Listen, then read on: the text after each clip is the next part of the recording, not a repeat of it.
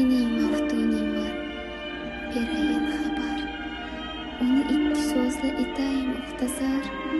Ishqing tuproq qilgay, ammo mehringdan boshimni ko'tarib bo'lgum jilvagar. Bir g'arib ko'ngilni eta olsang shod, yaxshidir yer yuzin qilgandan obod. Lutfingla bir dilni qo'l qila olsang afzaldir, 100 qulni qilgandan ozod.